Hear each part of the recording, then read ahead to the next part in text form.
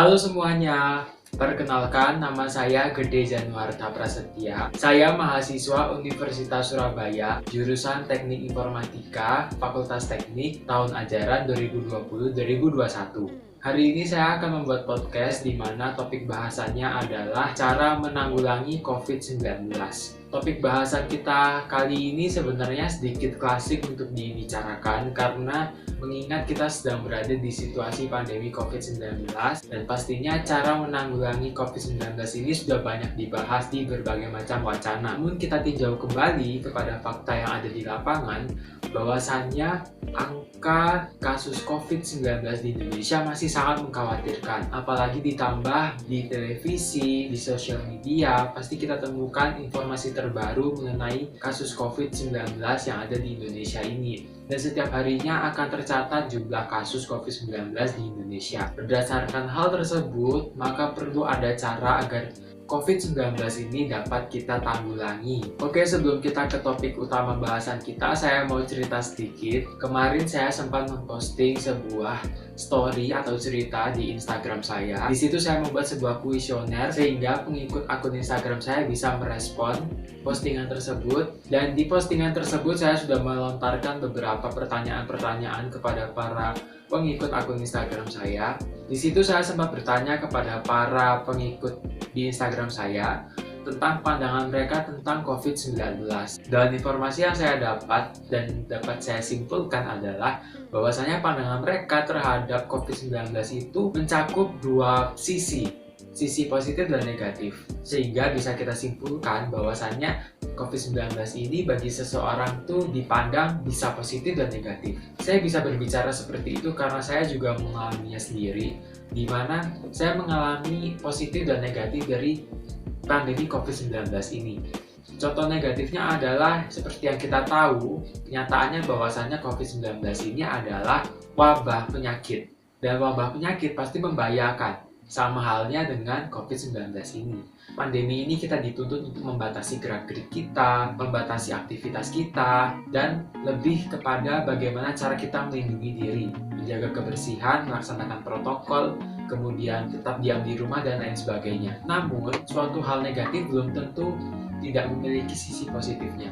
Contohnya COVID-19 ini kita lebih banyak menghabiskan waktu di rumah bersama dengan keluarga, sehingga waktu-waktu kita ini lebih banyak terjalin bersama keluarga, sehingga hubungan keluarga kita menjadi lebih erat. Kemudian juga kita lebih banyak memiliki waktu istirahat dari pekerjaan-pekerjaan kita atau aktivitas-aktivitas kita yang padat sebelum pandemi COVID-19 ini. Dan juga yang paling penting adalah kita menjadi orang yang lebih menjaga kebersihan daripada sebelumnya. Semakin rajin cuci tangan, kita semakin rajin menjaga kebersihan, menjaga diri dan mengonsumsi makanan-makanan sehat dan lain sebagainya. Maka dari itu saya bisa simpulkan bahwasanya pandemi ini tidak hanya memberikan dampak negatif atau pandangan negatif, melainkan juga memberikan dampak positif atau pandangan positif tersendiri bagi setiap personal. Memang pandemi COVID-19 ini adalah suatu hal yang sebenarnya tidak diharapkan dan tidak ada yang mengharapkan adanya pandemi COVID-19. Dan kita pun juga tidak tahu kalau misalnya tahun 2020 ini akan terjadi pandemi besar seperti ini. Tapi sekarang waktunya bukan kita untuk menyalahkan si A atau menyalahkan si B. Namun sekarang kita lakukan adalah, sekarang kita akan menginjak ke topik bahasan utama kita, yaitu cara menanggulangi COVID-19. Sebenarnya bagaimana sih cara kita menanggulangi COVID-19 ini? Kembali lagi pada informasi yang saya dapatkan sebelumnya, bahwasannya rata-rata para responden saya ini menjawab cara kita untuk menanggulangi COVID-19 ini adalah dengan menerapkan protokol kesehatan seperti menjaga kebersihan, menerapkan protokol kesehatan, dan lain sebagainya. Namun dari pendapat saya sendiri, sebenarnya ada satu hal lagi yang harus kita lakukan guna menanggulangi pandemi COVID-19 ini. Di samping kita menerapkan protokol kesehatan pada kehidupan kita sehari-hari, yaitu dengan kita menumbuhkan rasa kesadaran dalam diri kita. Kesadaran di mana kita sekarang sedang berada di situasi pandemi, sehingga kita harus melindungi diri kita agar kita tetap aman di situasi pandemi COVID-19 yang sedang terjadi saat ini. Jika kita melakukan protokol kesehatan guna mencegah penyebaran COVID-19 ini tanpa kita dasari atas kesadaran, malahan kita akan merasa tidak nyaman dan terusik. kita tidak paham dan tidak sadar kenapa kita harus menerapkan protokol kesehatan di masa pandemi COVID-19 ini. Namun, jika kita berhasil menumbuhkan kesadaran tersebut, otomatis dalam diri kita akan muncul sebuah niatan di mana kita niatan untuk melindungi diri agar tetap aman di situasi pandemi COVID-19 yang saat ini sedang terjadi. Sehingga secara otomatis kita akan lebih cepat terbiasa, kita dapat melindungi diri kita dengan baik di situasi pandemi COVID-19 yang saat ini sedang terjadi. Setelah kita menumbuhkan kesadaran dalam diri kita terhadap keselamatan diri kita di masa pandemi COVID-19 ini, setelah itu kita harus bisa menumbuhkan kesadaran di mana sekarang kita hidup sebagai manusia, kita merupakan makhluk sosial, kita harus menumbuhkan kesadaran di mana kita juga harus menyelamatkan nyawa orang lain. Kita harus menolong sesama dan menjaga keselamatan diri kita dan orang lain. Contoh yang pertama yaitu dengan kita menggunakan masker saat kita berbicara dengan orang lain. Karena pada dasarnya kita tidak tahu apakah saat kita berbicara dengan orang tersebut, kita sekarang kondisinya sedang seperti apa.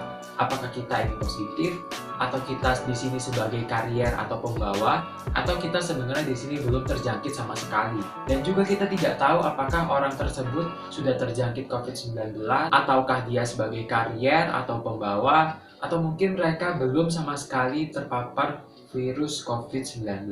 Maka dari itu, dengan kita menggunakan masker, kita tidak hanya melindungi diri kita, namun kita juga secara tidak langsung mencegah penyebaran virus COVID-19.